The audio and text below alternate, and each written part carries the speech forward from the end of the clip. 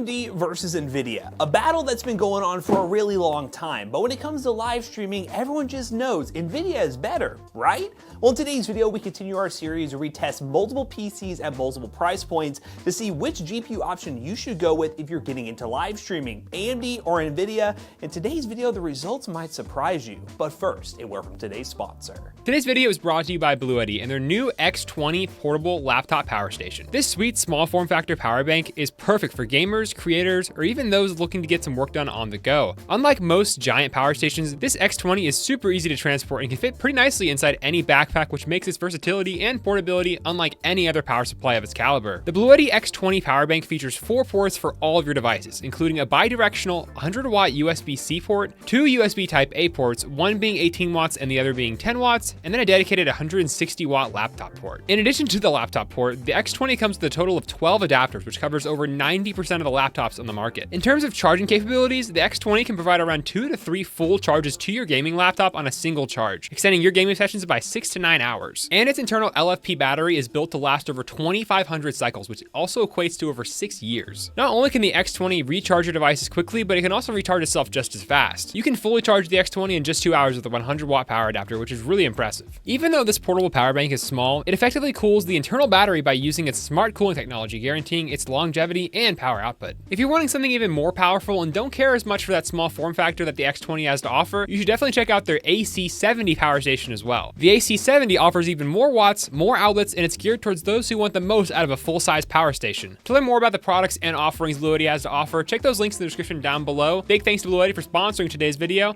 Now, back to you, Matt Jackson. Now, if you guys have not seen this series on our channel, we started with $500 and worked our way up to $1,000 to show you guys what GPU you should go with for a $500 PC, a $750 PC, and today a $1,000 PC if you're going for a live stream focused computer, AMD or Nvidia. Now, this system, we did optimize the parts for a streamer, meaning we went with 2 terabytes of storage, which realistically, PC gamers might also want 2 terabytes of storage for their PC, so that can go both ways. But if you guys want to save a little bit of money, I'll show you all through the parts process how you can maybe get a lesser power supply or a different GPU, because I will say the Nvidia offering, not a good bang for buck right now, but we'll talk more about that later. But hey, $1,000 PC I think is going to be good price performance, and then we're going to dive into a live streaming test where we test the encoders on both the 7700 XT and 4060 Ti to see which one for a $1,000 build makes the most sense if you're live streaming. Let's talk about the parts. For the CPU, this is actually the same CPU we went with for the $750 PC, but it's just such a good deal. $1,000 build made the most sense. This is the Ryzen 5 7500F we picked up on AliExpress for $120. It does not come with a cooler, so you will need to buy yourself a cooler separately, which we did in this video with our favorite budget cooler, the IDCooling SE214 XT. This is just a very basic tower cooler you can get for like $17 to $18 on Amazon right now. It's a 120 mil tower cooler, looks fine in the build, and it's ARGB, which will work nice with our case. And for the motherboard, we went with this MSI Pro B650M-P motherboard. This is a micro ATX board. B650 is what you need to get a 7000 series Ryzen CPU up and running. And yeah, it's a pretty modest board. It does come with 4 RAM slots, so you'd have room for upgrades in the future. 1 8-pin for the CPU power. And all in all, it's a good budget option coming in at $99. Now, if you do with an ATX case, you can always opt for some higher end motherboards. For this budget build, we're trying to maximize the value to get into live streaming. This is a good option. Now for the RAM, we went with the Teamgroup Vulcan DDR5 memory, 32 gigabytes at 6,000 megahertz. Now, the CL rating isn't amazing at CL38. It is definitely more of a, well, mid-range RAM kit when it comes to building a DDR5 system, but this will get the job for live streaming. You can opt for some better CL latency RAM if you want to optimize for gaming performance, but again, $1,000 price performance here to get into live streaming. This is a good kit to go with, and 32 gigs is definitely what you want to go for to be able to multitask and live stream. Now, Jonah was very happy to see this. This is the Teamgroup MP44L 2 terabyte Gen 4 SSD. We opted for 2 terabytes because at a $1,000 build, it's very easy to do. This SSD came in at a price point of $102, which is really good for 2 terabytes of storage, and will allow us to save our stream highlights or do some video editing and have room to do that while not having Warzone take up all our storage and not be able to do that at all. So 2 terabytes of storage will be good, and we can even upgrade in the future very easily with this board. Now for the first graphics card, this is the ASRock Challenger RX 7700 XT, coming in with 12 gigs of VRAM and coming in at $389. This AMD GPU is great for 1440p gaming, but as you've seen in this series, we've had some issues with AMD GPUs and live streaming using their encoder. Maybe the 7700 XT will be a little bit different, but this card for gaming, perfect. But for live streaming, we're gonna have to test it to find out and compare it to this GPU, which comes in at right around $399, so $10 more. This is a 4060 Ti, specifically a Ventus 2-fan edition. edition. For an NVIDIA GPU, this is honestly not the best recommendation new. I would honestly go 7700 XT all day, every day if you're building a gaming focused system, but we see the NVIDIA encoder when it comes to live streaming from NVIDIA, and this card, even though it only has 8 gigs of VRAM, is going to be good for live streaming, but will the gap be worth it in terms of the performance of these two GPUs? Now, we took a step up from our normal power supply recommendation and went with the Segotep GM750 80 plus gold power supply. This one is ATX 3.0 ready. None of these GPUs use that, but hey, future-proof if you want to go that route. 750 watts does give you more headroom for upgrades in the future, and it works really well with the 7700 XT, and it's the main power supply we use at our PC business, PCBros.tech. Buy a PC today and take advantage of our holiday sales we're currently running. But yeah, very happy to use this power supply for this PC build. Now, if you guys watch the Toasty Bros, you are no stranger to this case. This is the Zalman P30, which actually was our most popular case voted on by the entire office here between PC Bros and Toasty Bros. It's a nice micro ATX fish tank style case that comes with 3 ARGB fans and good ventilation, and coming in at $95, it's pretty good price performance, and tempered glass looking pretty good. It's a good value case that I highly recommend, especially for those who want the modern aesthetic without spending $100+. We're going for price performance here. So what we're gonna go ahead and do is build this PC montage style, show you guys all the parts being put together, and then we're gonna jump into live streaming with the AMD GPU, swap that out with the NVIDIA GPU, and you guys at home can decide which one is best for live streaming. Let's go ahead and build it and find out.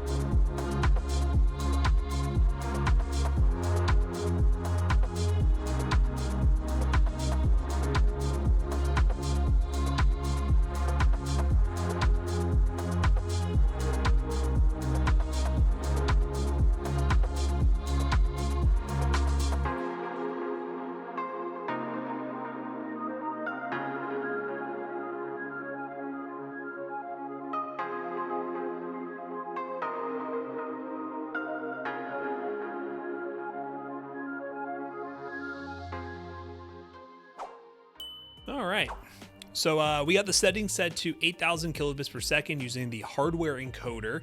Again, it definitely is more recommended to use AV1, but Twitch doesn't support AV1 yet, and we've been doing this test throughout using Twitch. So if you stream to YouTube, you can get more of a benefit with AV1 with AMD, but right now it is only hardware encoder for Twitch, but AV1 is coming soon. So once that's here, AV1 will make the streams look a little bit better too. So we got that option for you, but we're gonna try queuing up for some Resurgence. I have not enjoyed the Warzone solos recently, I'll be honest with you, but we're giving it a go. All right, guys, so we're on the 7700 XT using the hardware encoder. Let's see what this looks like.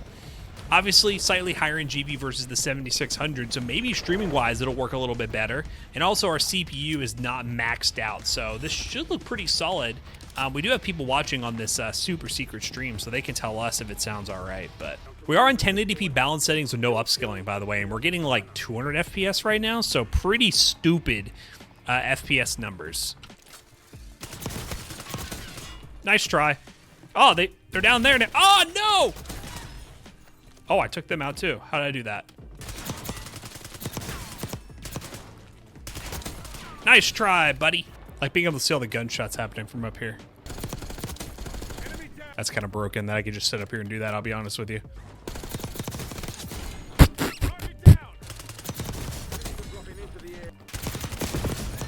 Oh, almost got him.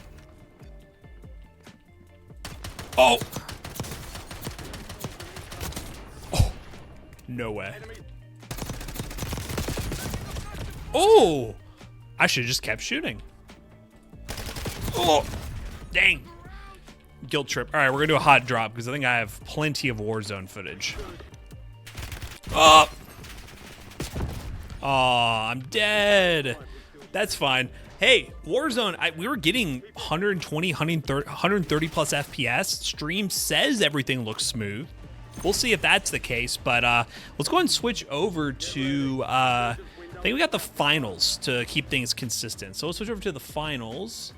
All right, guys, we're testing the finals now. We're currently running 1080p full screen on medium settings, static ray tracing, and no upscaling. And we're getting 150 plus FPS.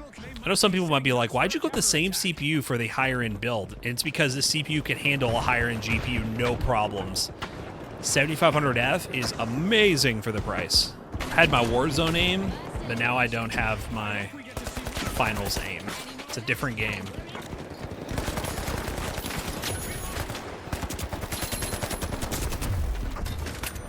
Nope.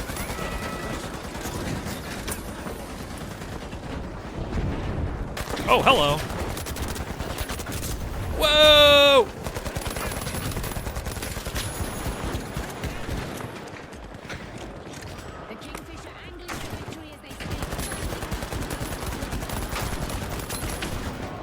Oh, flash. I can't see.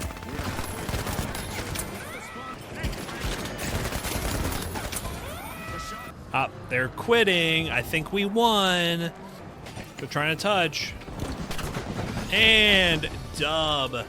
Hey, not too bad. So 130, 140 FPS. Stream probably looked pretty solid.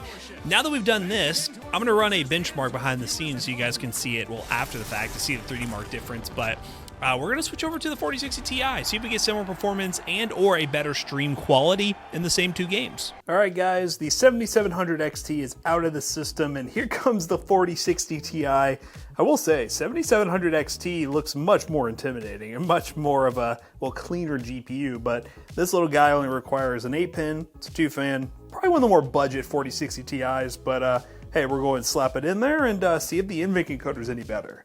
All right, so this is with the 4060 Ti. We're going to dive into Resurgence once again. But yeah, we're running the 4060 Ti, which I'm just going to put it out there. If you were just gaming, the 4060 Ti doesn't make sense for you. It just doesn't. I have a feeling gaming performance-wise, we're probably going to get more FPS with the 7700 XT. We have more VRAM and things like that. But we will still run the 4060 Ti with the idea of, hey, maybe it's better for streaming? I don't know. That's what I'm here to find out. I mean, everything seems smooth. At least in Warzone, it seems smooth. I think the FPS numbers are a little bit lower, though, in terms of, like, overall averages. Oh, no, please. No. I really don't want to requeue. Ah! Oh, no, someone is literally on me. Ah! The enemy took that one, but we'll get him. What is this garbage gun? Ah!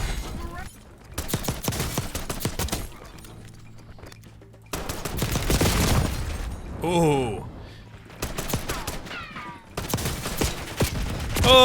Okay, that's fine. I will say it was a better experience than I was expecting with the 4060 Ti, especially paired with the 7500F.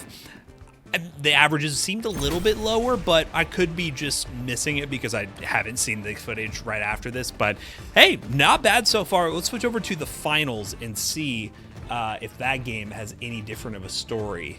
All right, this is running really smooth. 140 FPS, 150 at times. The real question is just how much better does the stream look? Because the performance is within a not noticeable range, I'll be perfectly honest with you.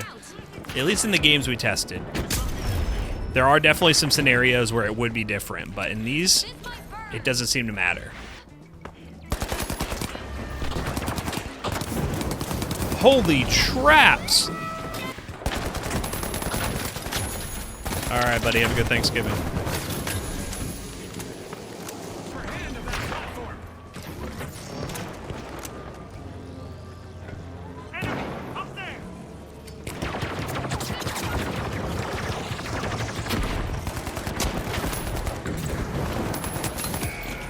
Dude, these guys are nuts. Just from watching this.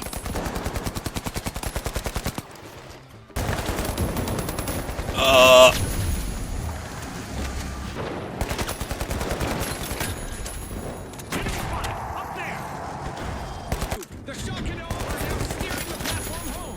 Got him. Have 30 seconds remaining. Every second counts.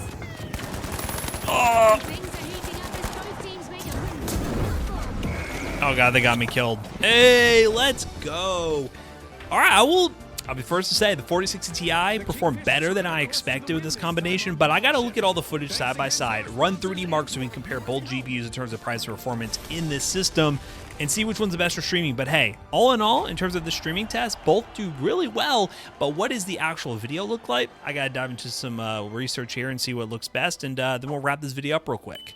All right, guys, so it's been a day. I reviewed some of the stream tests to see which one came out on top in terms of overall visual quality and gaming experience, and I'll be honest, it was closer this time than I was expecting. Now, obviously, the 7700 XT gives you much more GPU horsepower versus the 4060 Ti. I will mention, though, the 4060 Ti is getting a decent amount cheaper, where sometimes you can get it a little bit cheaper than a 7700 XT, depending on deal hunting, but I still think the 7700 XT is the far better overall gaming GPU. Streaming-wise, it's more in the same, though. I still think the 4060 Ti looks slightly better in terms of the final stream result.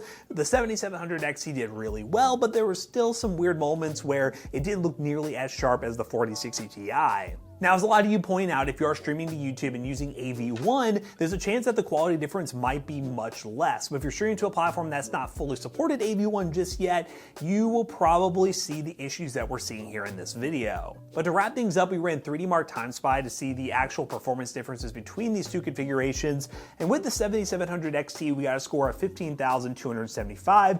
And with that 4060 Ti, we only got a score of 12,441. So it's pretty clear which one is the more powerful overall GPU, but if you're focused on streaming, there may be an argument for the 4060 Ti, but in my opinion, I would still probably go 7700 XT in this scenario, unless you know for sure you want to go that route, or maybe jump up to like a 4070 for NVIDIA and spend more money. That's kind of my recommendation. If you're at $1,000, get that 7700 XT with this build, especially with the 7500F, and have an awesome gaming PC. But if you want to go NVIDIA and you're even considering the 4060 Ti, you might want to save a little more money and go with a 4070. Hopefully you guys enjoyed this stream test, the $1,000 AMD versus NVIDIA challenge. Let us know down below which one you would pick up for your next streaming-focused gaming PC. And also, if you want to buy any of the parts from today's video, the links in the description down below will be affiliate links, and they will help us out. Let us know if you enjoyed this series in the comments down below, and is there another price point you want to see us test? Also, let us know in the comments. So as always, be sure to like, comment, subscribe, and stay tuned for the next Toasty Bros video, and we'll see you guys in the next one. So I'm alone on the end card here. As you can tell, this was a solo Matt video because Jackson is out doing some things, but hey, PCBros.tech. If you want to buy one of these gaming PCs, you can buy one at PCBros.tech and use code ToastyBros on checkout. You'll save 30% on your next purchase, and yeah, you can buy one of these high-end PCs, a budget PC. There's a bunch of options at PCBros.tech. See you guys later. Goodbye.